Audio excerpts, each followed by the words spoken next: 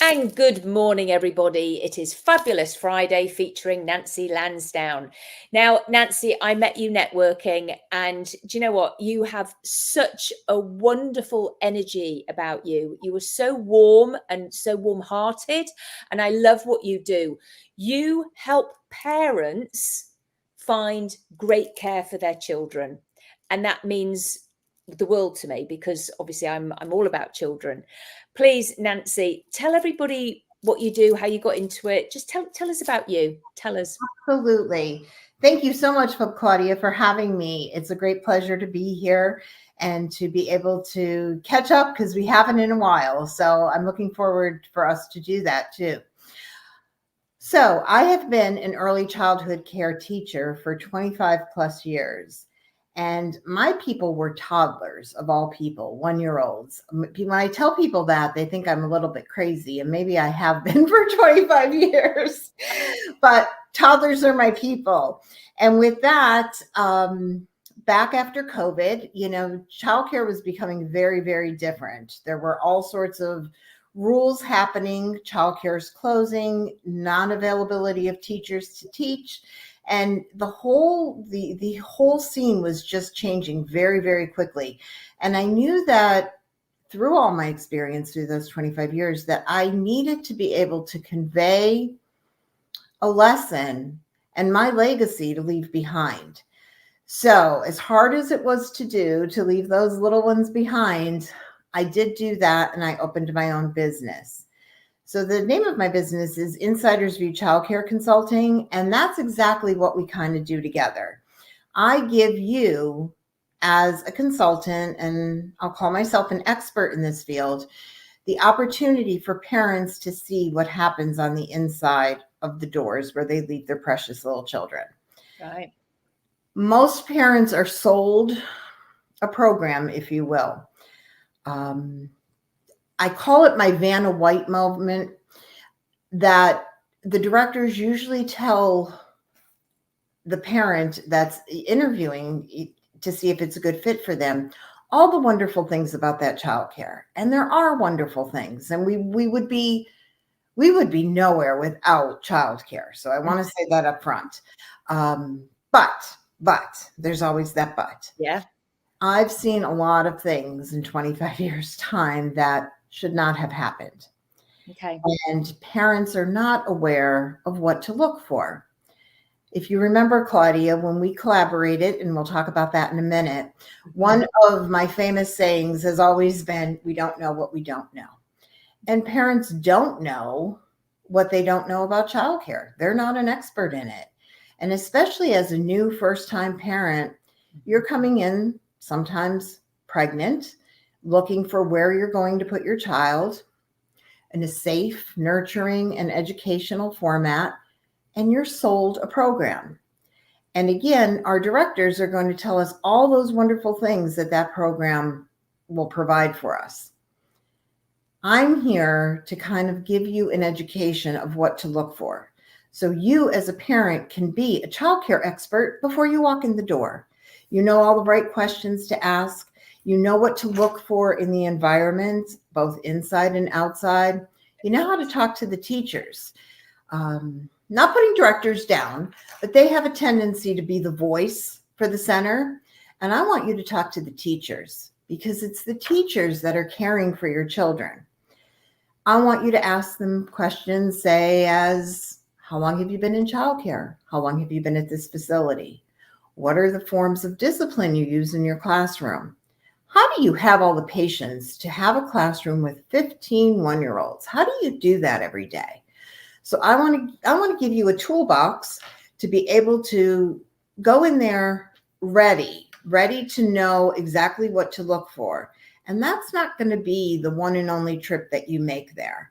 I'm going to give you tools to know what when to come during the day. Don't always come at pickup time. Come early. Come unannounced. We want to build the best relationship because we need to remember that early childcare only usually serves children up to the age of 5. How is a 5-year-old going to tell mom and dad if something's wrong? They don't even know what that wrong is. No.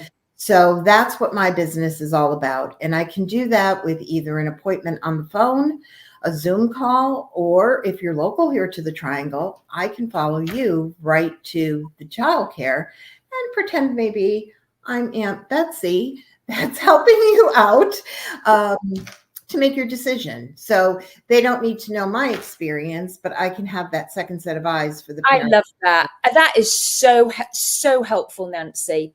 I remember looking for somewhere for my own daughter when she was little, and I got recommended some places, and I passed one. I thought, oh, I'll just go in here unannounced.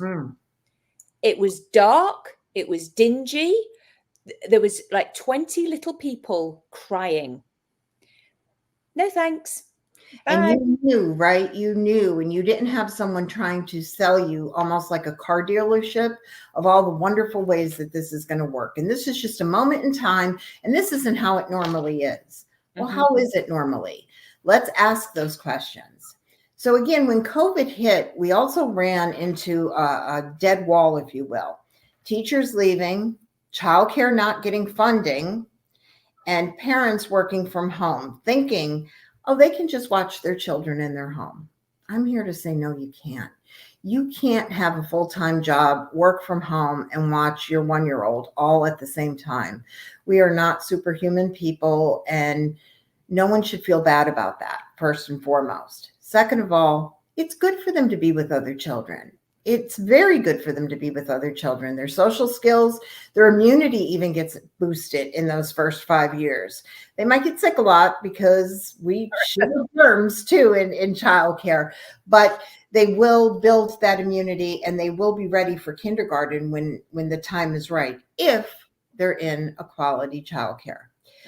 So again, I'm your detective. I'm going to give you all the tools that you need in order to be able to pick the right atmosphere for you, the safest atmosphere, and the one that your child is going to thrive in.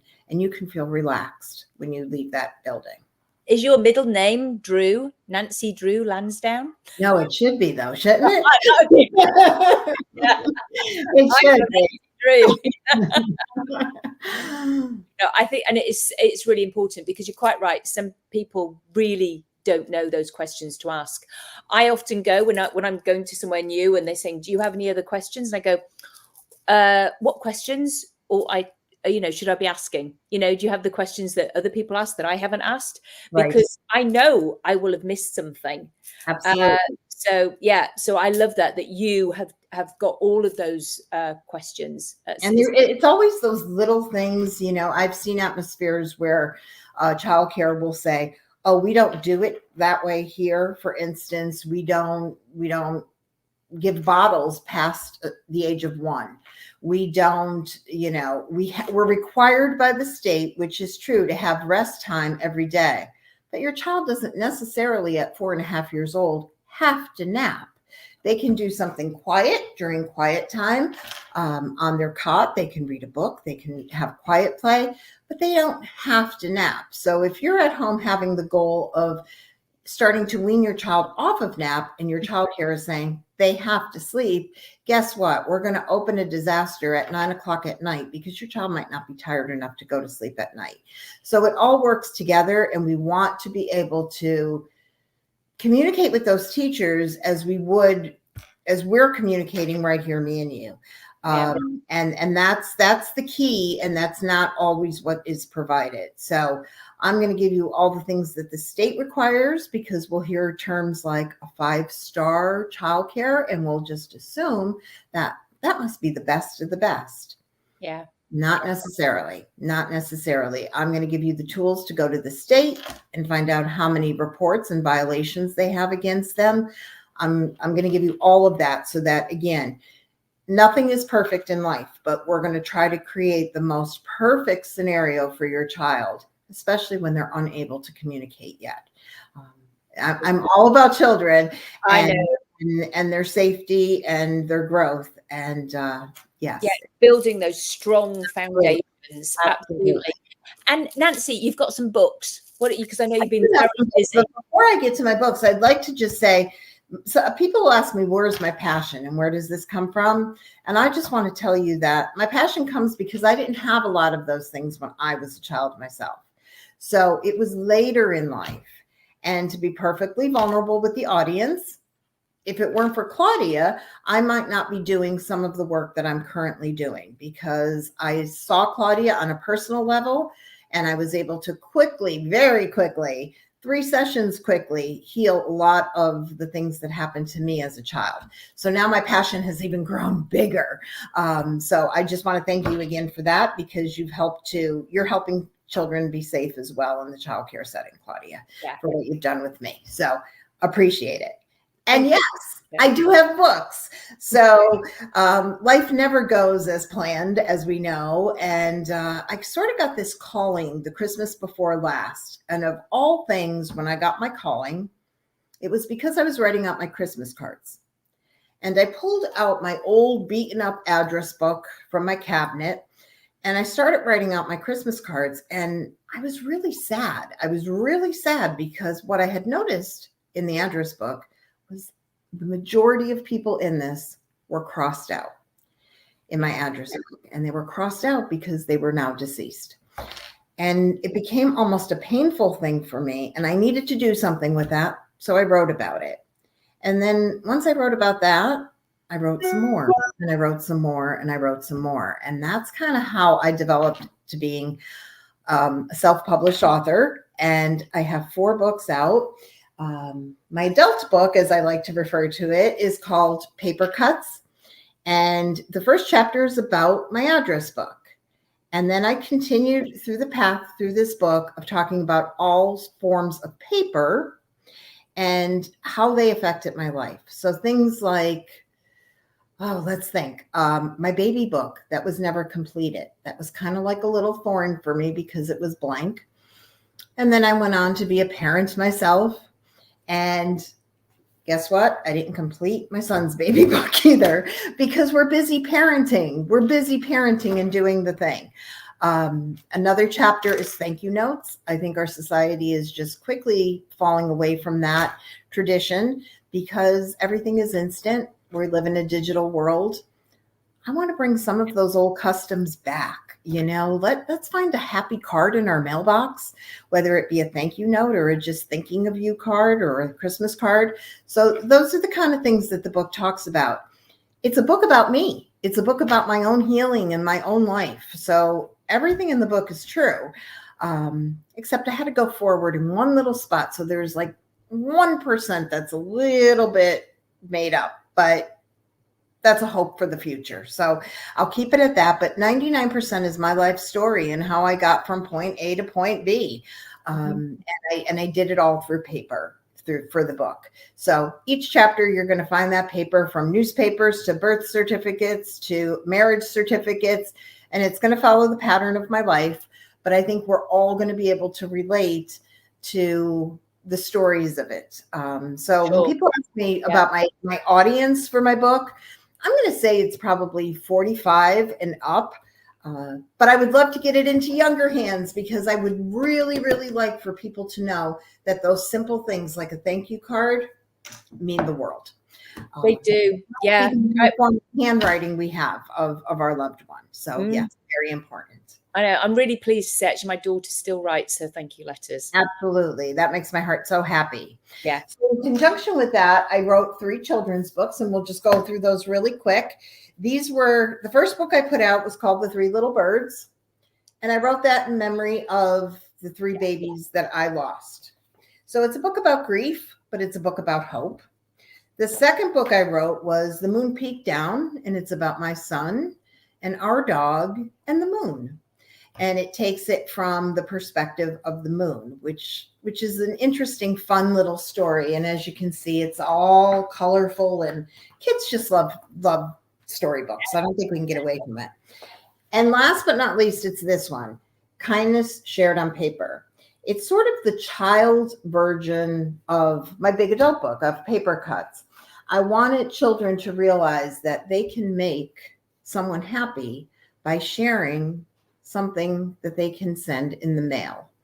And I know that sounds crazy in 2024 that we're mailing letters, but that's what I'm encouraging children to do. So it's just been such a comforting ride. And I get little pictures from some people that you even know, Claudia, that their kids are out there and they're writing letters and they're taking them to school and they're going to the mailbox and figuring out what a stamp is. And then they're getting the thank you note back from whoever they sent it to. So it's a total win-win. So this one just means the most to me because that's lovely. I love it. Yeah. Well, we used to have pen pals, didn't we? Yes, I talked about that in my book. I had a pen pal from California, and we wrote for years, and we were the opposites of the opposites, but we were the best of friends. So yes, there's so many opportunities. It's so true. It's so important. My husband was in the Royal Navy, and he was actually in Afghanistan, and every day he will have got something. He would have got something in the post, whether it be, and I got the children to always draw something, Right. write something as they could, but it was, drawing around their hands, whatever it was. Exactly. He got something in the post every day. And it was interesting because the English military don't get nearly as many things as the American military. That's interesting. He was saying that the sackloads that people, the American military got was phenomenal, and they would get it from people they didn't even know. Yes. The Americans treat their veterans very well. And I think that's really glad that you're bringing that up, because I think we need to be reminded of that. We need to be reminded that it's those little things in life that serve us in the end, right? It's not the big things that we do. It's not me writing a book. It's me getting that letter. It's one of the chapters are called School Papers. And what was I to do after my son graduated high school? And I had boxes and boxes and boxes of his school papers. And what can I do with all that? I didn't want to throw any of them out. I found a way to do that. So we just need to remember that we need to teach our next generation the importance of family, the importance of friends, and the importance of love. Oh, yes. And the foundation of love. Absolutely. Unconditional love. And that is what you and I are all about. Absolutely. Yeah. So I love that, Nancy. Thank you, if people want to find you, we're going to put your links in the comments, so that if people are listening to this, parents who are navigating this journey, then now they know they have an expert that they can go to. Oh, absolutely. Claudia, if we could just talk real quick about Claudia and I had a wonderful opportunity probably about 2 years ago where we network a lot and we've met a lot of women. And then I thought, we have all of these resources, especially here in the Triangle, where so many people move in all the time and don't have resources to reach out to. So we started a little group called Parent Advocacy Resource Team, PART for short. We're part of your life. So we want to be able to do that. So you can find our group, and we'll link that at the bottom of the conversation. But you can find us on Facebook, and we also have some videos on YouTube. So we have great opportunities and great resources. And when we find something, we'll throw it in there, just as a little reminder of what could be. So hopefully you'll see our faces again soon on PART. But it's a good resource for everyone, not just the folks here in the Triangle. It is so important, because people they need help. And it's like, well, what can I do? And as you know, I've got a book out there, A Parent's Journey in the Bunny Talk Process. And this process I'm now training to other therapists and hypnotists, any change worker who works with children. And and as I say, I can't say it enough. It's getting our little ones feeling safe, secure. Right. And there's such a connection with what you do for your adult clients to be able to go back and look at some of the things that we weren't secure about as children, and to be able to heal them and let them go then. Yes. We don't have to carry them forever. We can just let them be and let them go. But with saying that, the bunny process is like it, because I wish I had it while I was a teacher, because sometimes children just don't have the words, but they can talk to a bunny. They can. Sure. They can. Absolutely. And actually, you're right, Nancy. I'm actually writing a book myself about Bunny's Got It. That's the title. It came to me, and I'm writing these little stories. So it's what else can we do? We get creative, and I love that about you. You are so creative, and you think outside the box, and we get these little things. Oh, what can I do? And we get excited, and then we want to share it with everybody. And exactly. So thank you for giving, myself and all of your guests an opportunity to share just a little bit of piece of what we're doing here, and you the are great work that you're doing, Claudia. You're doing an excellent job. Yeah, well, you're wonderful, and I love your energy and your enthusiasm. So yeah, wonderful. So we're going to leave you there, everybody, and hope you all have a wonderful day. And it's goodbye from me, Claudia Rickard. And goodbye from me, Nancy Lansdown. So take care, everybody. Have a wonderful day. Bye.